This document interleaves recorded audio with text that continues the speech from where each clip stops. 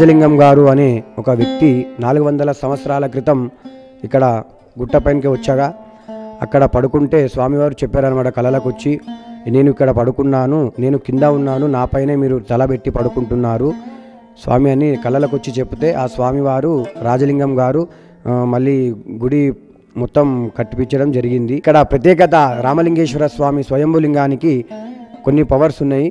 ఇక్కడ 6 నెలలు స్వామి ఒరిగి ఉంటాడు, ఉత్తరాయణంలో ఒరిగి ఉంటాడు. తర్వాత బ్రహ్మోత్సవాల తర్వాత స్వామివారు మళ్ళీ లేచి స్టేట్గా నిలబడతాడు.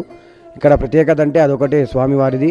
ఇక్కడ చాలా భక్తులు కూడా అనుకున్న విషయాలు అనుకున్నవి కంపల్సరీ జరుగుతాయి. స్వామివారి శ్రీ రామలింగేశ్వర స్వామి దేవాలయంలో ఎన్నో స్వరంగ మార్గాలు ఉన్నాయి.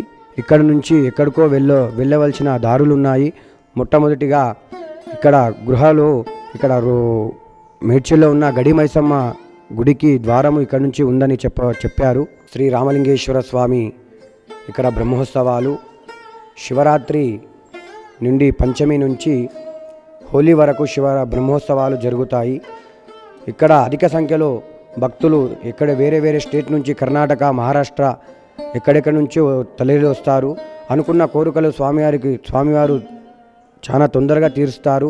సంతానం కానీ ఎలాంటి ఇబ్బందులున్న భక్తులకు స్వామి స్వయంభుగా తొందర ఆశీర్వాదం ఇస్తారని స్వామివారి ప్రతిరోజు కార్యక్రమం ఉదయాన్నే 6 నుండి 11 గంటల వరకు అభిషేకం జరుగుతుంది.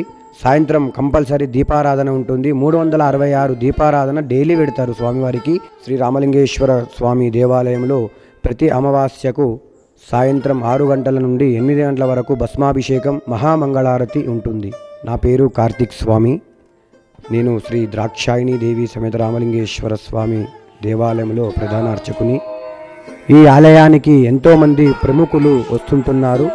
మీరందరూ కూడా ఈ ఆలయానికి వచ్చి స్వామివారి ఆశీస్సులు అందుకోవాలని కోరుచున్నాను.